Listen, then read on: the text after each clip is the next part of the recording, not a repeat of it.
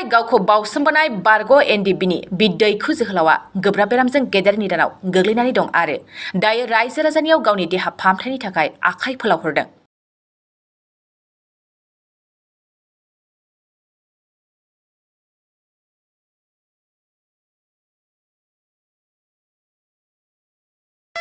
आरो नोंथांनि एसे मददावनो जानो हागौ बर' हारिनि थाखाय बिग्रायारि बारग' एनडिएफबि बिदैखुनि देहाया मोजाङाव फैफिनगोन। बेनिखायनो बारग' एनडिएफबि बिदैखुनो नांगौ नोंथांमोननि एसे रांनि मदद। लोगोसे बिथां बिदैखुआ बिटिआर सरकारनिफ्राय देहा फाहामथायनि थाखाय आरजबो गाबदों।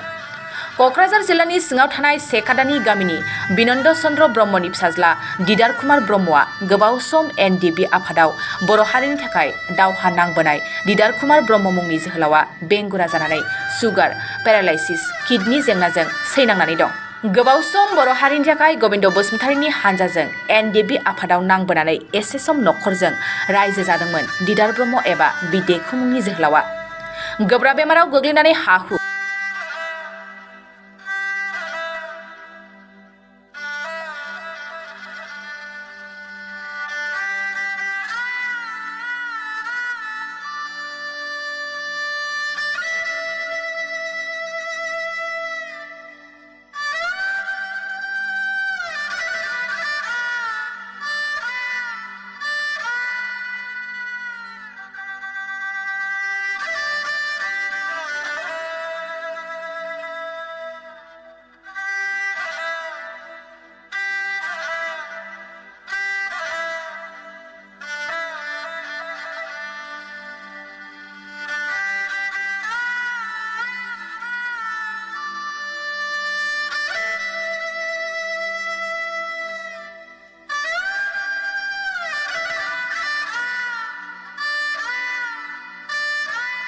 गोग्लैनाय जायोदि आंनि मुङा दिदार कुमार ब्रह्म, आफादाव आंखौ बिदैखु होननानै बुङो। नाथाय आङो बेसेबांबा गोबाव बोसोर मावबोनानै दिनै आङो बेमाराव गोग्लैसोनानै भुगिनो गोनां जाबाय। दिनै आंनि मेगन नुयै, थाबायनो हायै, सुगार आरो सिंस्रि रोदाखौ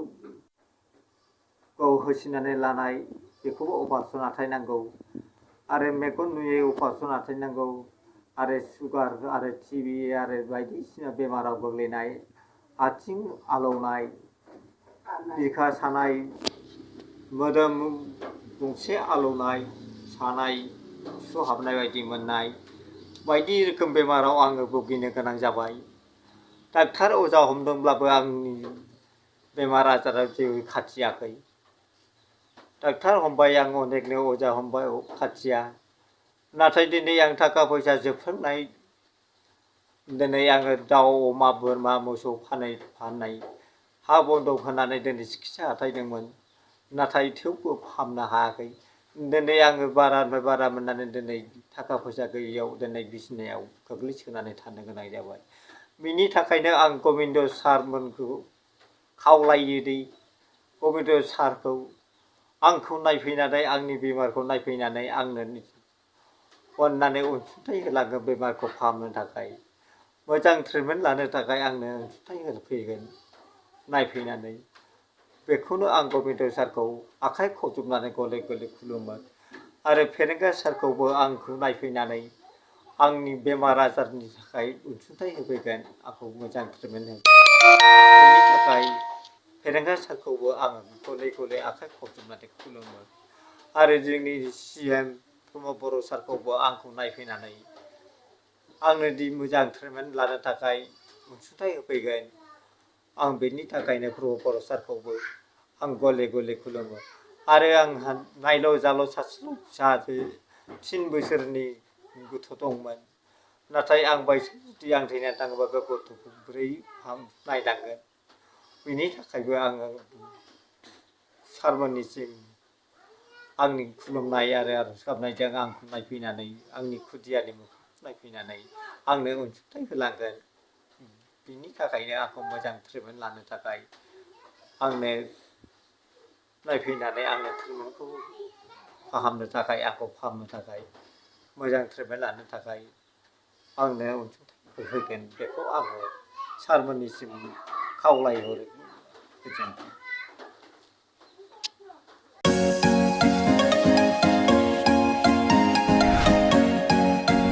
BA BSc हाबनो गोनां फरायसाफोरनि थाखाय गोनां फोसावथाय। गसाइगाव जारागुरि गोविन्द बसुमतारी फरायसालिमायाव BA BSc डिग्रीनि मुं थिसननाया सोलिगासिनो। गिबिसिन मुं थिसनहैनाय सा 150 सिम फरायसाफोरा बेसेन नाङाजासे मुं थिसननो हागोन। 150 निफ्राय 200 सानि गेजेराव 75 जौखोन्दो रेहाय, 201 निफ्राय 250 सिम 50 जौखोन्दो रेहाय आरो 250 निफ्राय 600 नि गेजेराव मुं थिसननायनि रांखौ 25 जौखोन्दो रेहाय होनाय जागोन। जारागुरि गोविन्द बसुमतारी फरायसालिमाया बड'लेण्ड मुलुगसोलोंसालिजों गनायथि होजानाय गुनगोनां फोरोंगिरिफोरजों लोगोसे फरायसाफोरनि गाहाम सुबिदा गोनां फरायसालिमा। बड', इंराजि, Assamese, political science, history, economics, education, philosophy, sociology, geography आरो मेथ्स आयदाफोरखौ लानानै फरायसाफोरा बे फरायसालिमायाव फरायनो हागोन। लोगोसेयैनो फरायसाफोरा लाइब्रेरिनि सुबिदा, extra curricular activities, career counselling, सांग्रांथियारि हाबाफारि, रिविजन क्लास, लोगोसे स्पोकन इंग्लिश, सेल्फ डिफेन्स आरो कम्पिउटारनि उफ्रा सोलोंथायबो लानो हागोन। गोनो गोथो मोनदोंब्ला दानो 9706680878 7002271929 आरो 7002131754 जानबुं अनजिमायाव जगाजग खालाम। College website www.gbcj.edu.in, email ID govindcollege@gmail.com।